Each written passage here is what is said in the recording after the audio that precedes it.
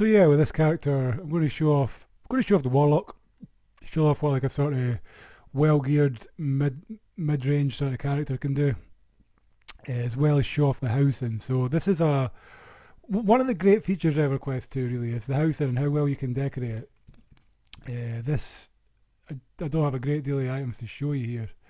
I'm just going to sort of show you about how the decorator works. So you can move this anywhere it's green. You can sort of scroll it about, and you can decorate your house however you want. This is the basic in-room.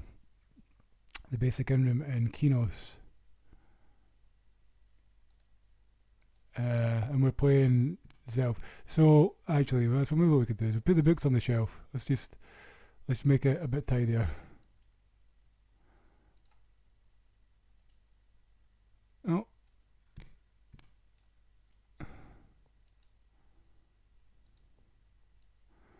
And just I need to move it over there first. Just so you guys know, you can also read the books. There's a lot of different ways to obtain these books. Mostly they're from certain quests. Give you a book at the end. Once you've completed it, you can read it. Can't put it on the shelf. It's just the angle I'm standing at, I think. Yeah. Damn, it's not playing the game for us. It knows it's being filmed. Alright, I'm going to put it on the bottom shelf. Just to move. Okay, so the books. Every time you complete a lore and legend quest, basically, when you kill a monster for the first time, so let's say we kill a goblin, you'll get like a piece of, maybe you'll get like a goblin ear. If you research it, it'll start a lore and legend quest.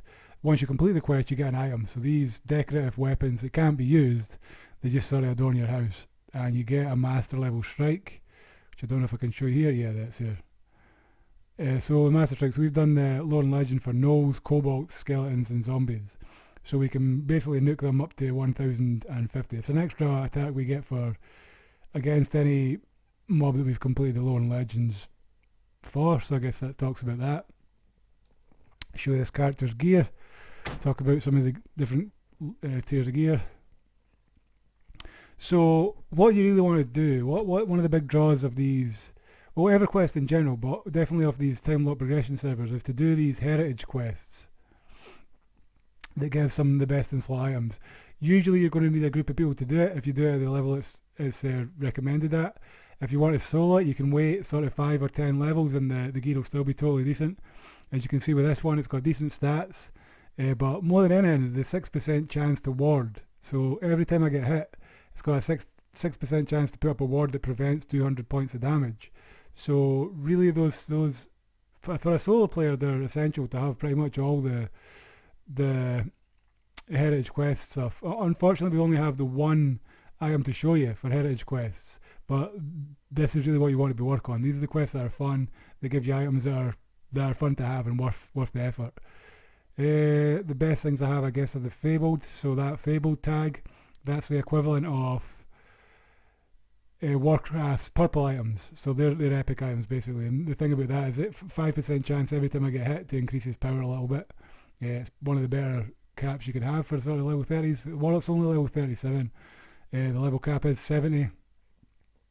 At level 40 we'll be able to get a lot better gear, but that's still a few levels away. So yeah, right now he's really well geared. I mean, we've got intelligence 289. That's where my power pool comes from intelligence. So the only thing that really matters for a mage is intelligence and stamina. You get these other things, but they don't really do anything. So yeah, just the gear. Some of it's from collections. It's also kind of worth talking about is in EverQuest 2, if you're out in the world and you see a little shiny thing in the ground, if you pick it up, I'll give you a collection quest, which I'll just sort of show you guys. So your collections are things like this. So say I find a cracked troll bone fragment. Well, these are all the cracked bone fragments. As soon as I complete that collection, I'll get a collection reward, an item reward. And the collection rewards are some of the best in slot as well. So collections and heritage quests are kind of some of the best gear you can get, other than like raid gear, and sometimes even they're on par or better than raid gear. So there's a good multitude of ways to like gear up your character. I really need to start decorating this in room. I do want to start doing that. I just haven't really focused on it yet. I love the way the shards of light come through the window and the way they kind of catch your character. Look at this. As he walks past the window, like the shards of light on his head. Awesome. Okay, so I'm going to show you the starter village.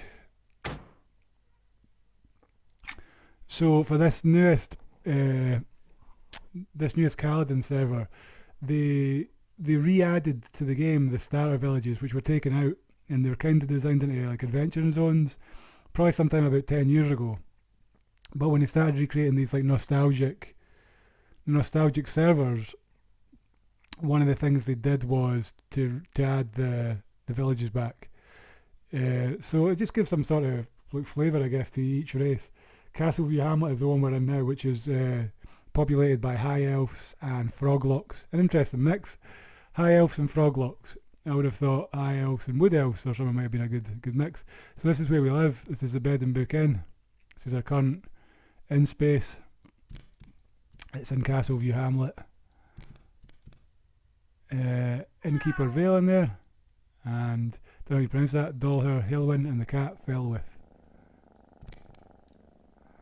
So he's going to walk. I think the walking animation looks a bit better than the run.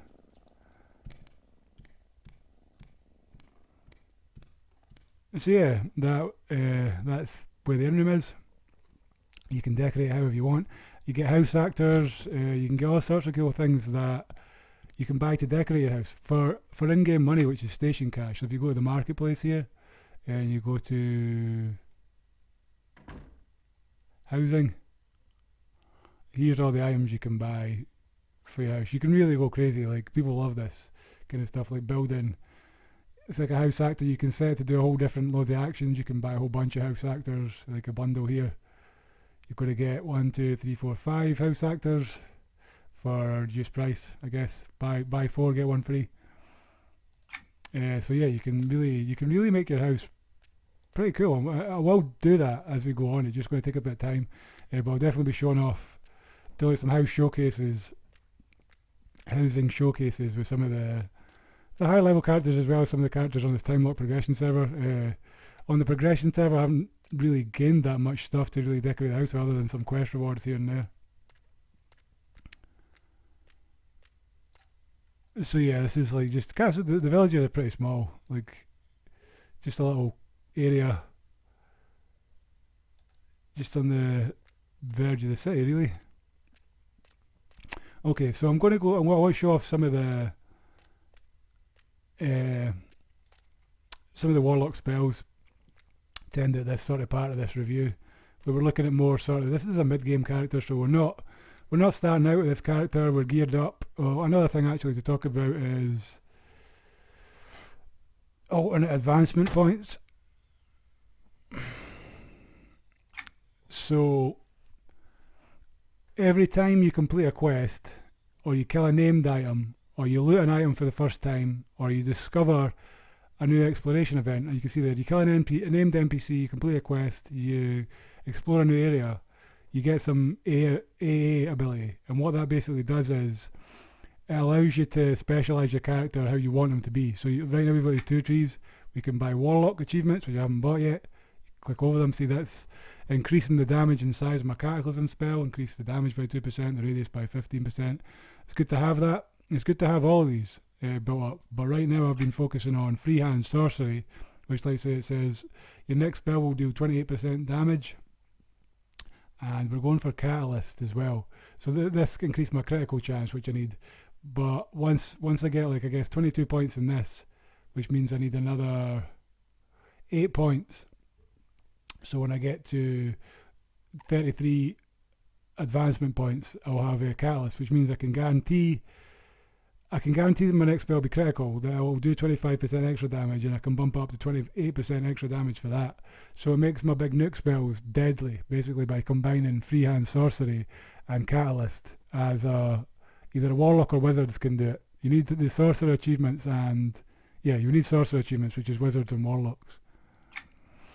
We'll be having fun with that once we've got Cataclysm. I guess I really should work on getting those last AAs.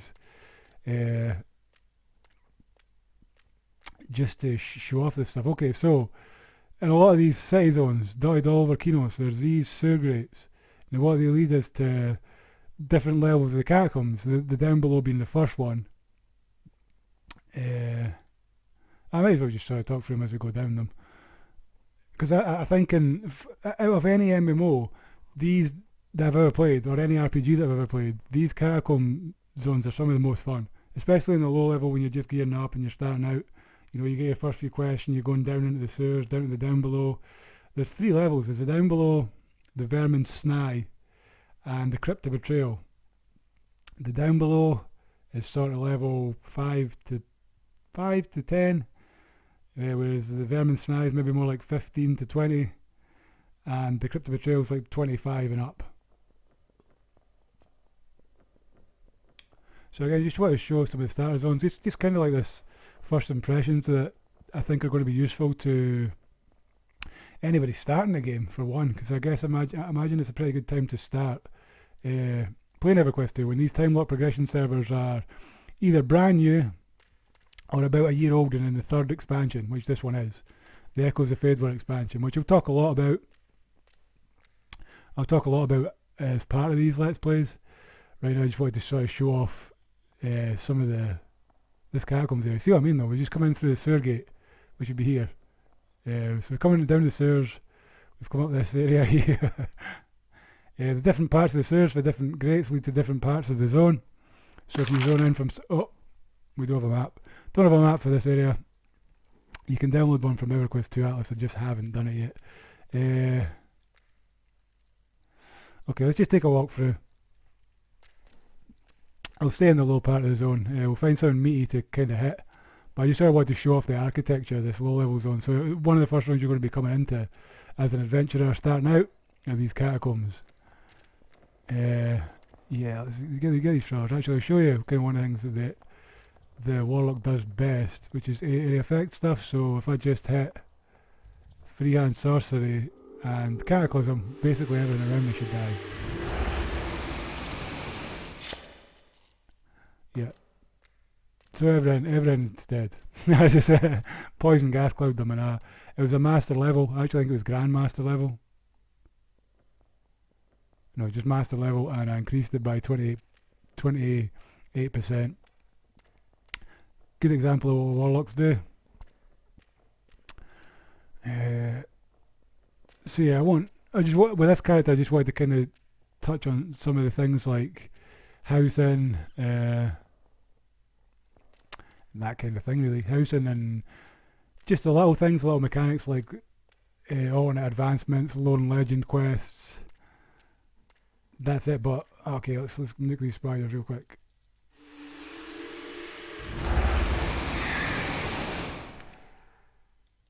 One survived. Freeze them.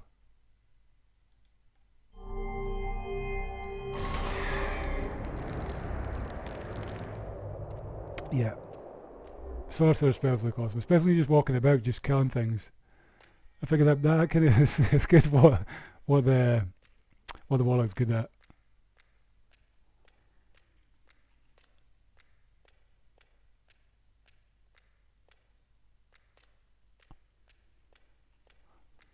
That's the creepy coffin. Ooh, creepy.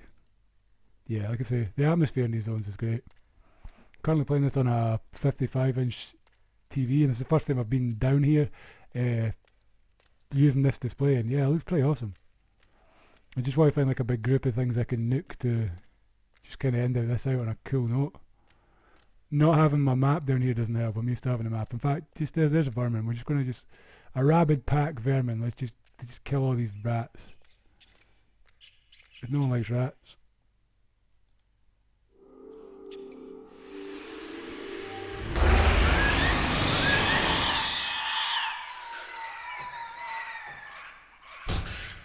Oh, there's a whole pack of them. Damn, cool. Okay, well this is a good way to end it. This will be the last part for this. I'm going to just nuke all these rats. Okay.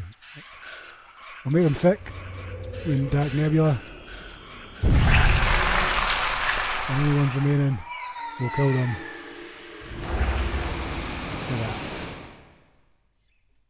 Look at that. And as we leave that sea of dead rats, oh, one more going past. Don't think so, friend. Oh, he went into the corner. He sneaked out of my range.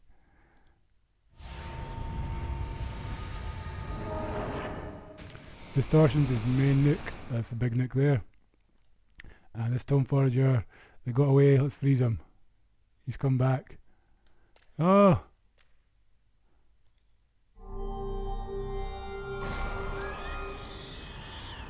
Cool. So that basically is showing you the Warlock and just some interesting bits of info for any new players. Yeah, cool. Cheers for watching this part.